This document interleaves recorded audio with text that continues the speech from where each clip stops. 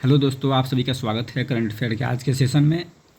और आज है 14 अप्रैल, तो चलिए शुरू करते हैं आज का करंट अफेयर एमसीक्यू। जो पहला क्वेश्चन है, मोंटे कार्लो मास्टर 2026 का खिताब किसने जीता? तो दोस्तों ये जीता है जेनिक सिनर। और इन्होंने कार्लस अल्काराज को हराया है जेनिक सिनर ने, और हरा करके मोंटे कार्लो मास्टर 2026 का खिताब जीत लिया है और विश्व नंबर 1 की रैंकिंग भी हासिल कर ली है। दोस्तों ऑस्ट्रेलियन ओपन जो जनवरी 2026 में संपन्न हुआ था, वो पूछा जा सकता है एग्जाम में। इसमें मेंस सिंगल में कार्लोस अल्काराज जीते थे और नोवाक जोकोविच सर्बिया के रहने वाले, इनको इन्होंने हराया था, रनर अप रहे। वुमेंस सिंगल्स में मतलब महिला एकल में एलेना रिबकिना कजाकिस्तान की जीती थी और अयाना सबलेंका बेलारूस की ये उपविजेता रही थी। नेक्स्ट है, विश्व बैंक ने अमरावती परियोजना के प्रथम चरण के लिए कितनी राशि जारी की है? तो ये जारी किया गया है $340 बिलियन। अमरावती जो परियोजना है ये आंध्र प्रदेश की राजधानी बनने जा रही है अमरावती। इसके लिए विश्व बैंक द्वारा $340 बिलियन की जो है राशि जारी की गई है। विश्व बैंक देख लेते हैं दोस्तों, इसकी स्थापना 1944 के ब्रेटन वुड्स सम्मेलन, एग्जाम में पूछा जाता है ब्रेटन वुड्स सम्मेलन कब हुआ था? 1944 में ब्रेटन वुड्स कॉन्फ्रेंस हुआ था। इसी में विश्व बैंक और IMF जैसे संस्थाओं का उदय हुआ, इसलिए इसे ब्रेटन वुड्स ट्विंस भी कहा जाता है। इसका मुख्यालय वाशिंगटन DC अमेरिका में है स्थित, और वर्तमान में 189 सदस्य देश हैं। भारत भी इसका एक संस्थापक सदस्य देश है। विश्व बैंक समूह, जब विश्व बैंक हम कहते हैं तो इसमें 5 अंतर्राष्ट्रीय संस्थान शामिल होते हैं। ये एग्जाम में पूछा जा चुका है, इसमें कौन कौन संस्थान शामिल होते हैं। IBRD मध्यम आय वाले देशों को ऋण देता है, इसे जो मध्यम विकासशील देश हैं उनको ये ऋण देता है। IDA ये सबसे गरीब देशों को रियायती ऋण देता है, जो गरीब देश होते हैं उनको ये IDA रियायती ऋण देता है। इसे विश्व बैंक की नरम खिड़की, यानी ये गरीब देशों के लिए एक खिड़की के रूप में इसे कहा जाता है। IFC निजी क्षेत्र को ऋण और निवेश देता है।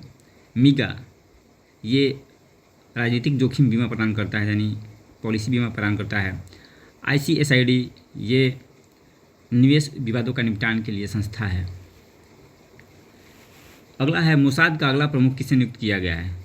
तो नियुक्ति हुई है रोमन गोफमैन की नियुक्ति हुई है मोसाद का, ये अगले चीफ के रूप में इनका नियुक्ति किया गया है। जो इजराइल के प्रधानमंत्री बेंजामिन नेतन्याहू, इनके द्वारा जो रोमन गोफमैन को मोसाद का हेड घोषित किया गया, नियुक्त किया गया है। दोस्तों कभी कभी एग्जाम में पूछ लेता है कि जो प्रमुख खुफिया एजेंसी हैं उसका नाम क्या है, किस देश की हैं? तो भारतीय से रिसर्च एंड एनालिसिस विंग, ये भारतीय खुफिया एजेंसी है जो बाहर देशों में काम करती है। ये इंटरनल जो है IB इंटेलिजेंस ब्यूरो है, भारत की आंतरिक सुरक्षा और खुफिया जानकारी के लिए काम करती है। अमेरिका के CIA सेंट्रल इंटेलिजेंस एजेंसी है, और इंटरनल के लिए घरेलू सुरक्षा के लिए FBI federal bureau of investigation. Israel की मोसाद ये दुनिया की सबसे घातक एजेंसी मानी जाती है। रूस की फेडरल सिक्योरिटी सर्विस FSB, पहले इसे KGB कहा जाता था। पाकिस्तान की ISI इंटर सर्विसेज इंटेलिजेंस, चीन की MSS ministry of state security, United kingdom का MI military intelligence section 6 MI6, Japan की नाइचो और ईरान की सवाक या MOIS। तो ये विश्व की प्रमुख खुफिया एजेंसियाँ थीं। अगला है, एशियाई कुश्ती चैंपियनशिप 2026 में भारत के किन खिलाड़ियों ने स्वर्ण पदक जीता?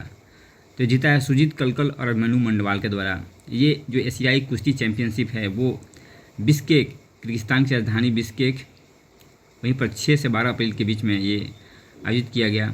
भारतीय पहलवानों के द्वारा इसमें शानदार प्रदर्शन करते हुए 17 पदक जीते गए, 17 पदक, इसमें 2 गोल्ड, 6 सिल्वर और 9 ब्रॉन्ज मेडल। जालियांवाला बाग हत्याकांड की याद में भारत हर साल कौन सी तारीख को श्रद्धांजलि देता है? तो ये दोस्तों 13 अप्रैल 1919 को जालियांवाला बाग हत्याकांड हुआ था, और ये हत्याकांड हुआ था अमृतसर पंजाब में। घटना का मुख्य कारण ये था कि रॉलेट एक्ट के विरोध में बिना वकील, बिना अपील, बिना दलील के कानून पारित किया गया था, रॉलेट एक्ट। इसके खिलाफ में एक प्रदर्शन हो रहा था, शांतिपूर्ण प्रदर्शन हो रहा था, और इनकी नेताओं की, जो पंजाब के 2 लोकप्रिय नेता थे सैफुद्दीन किचलू और सत्यपाल, इनकी गिरफ्तारी के विरोध में ये प्रदर्शन किया जा रहा था। उसी समय जनरल डायर के द्वारा निहत्थे शांतिपूर्ण भीड़ पे जो है गोलियां चलवाई दी जाती हैं, जिसमें 1000 से ऊपर लगभग लोग मारे गए थे। इस नरसंहार के विरोध में जो रविंद्रनाथ टैगोर ने उन्होंने अपनी नाइटहुड की उपाधि वापस कर दी थी। महात्मा गांधी ने कैसरे हिंद की उपाधि लौटा दी थी। और इस जो जलियांवाला बाग हत्याकांड था उसकी जांच के लिए एक कमीशन गठित हुआ था, हंटर आयोग, हंटर कमीशन बना था, जिसने जनरल डायर पे मतलब कोई कार्रवाई नहीं की, कोई कड़ी सजा उसको नहीं दी गई। बाद में 1940 में जो भारतीय क्रांतिकारी उद्यम सिंह हैं, उन्होंने लंदन में जाकर के जो जनरल माइकल ओडायर था, उस घटना का पंजाब का लेफ्टिनेंट गवर्नर था, कि हत्या कर दिया था उधम सिन्हा। नेक्स्ट है दोस्तों, क्रॉनिकल्स ऑफ इंडिया 2026 में जारी रैंकिंग में IIT पटना को कौन सा स्थान प्राप्त हुआ है?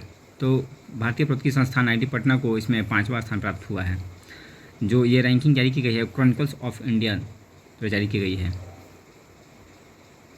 इसमें टेक्नोलॉजी और AI एजुकेशन में पटना को देश भर में 5वां स्थान प्रदान किया गया है। तो आज के करंट में दोस्तों इतना ही था। Thank you.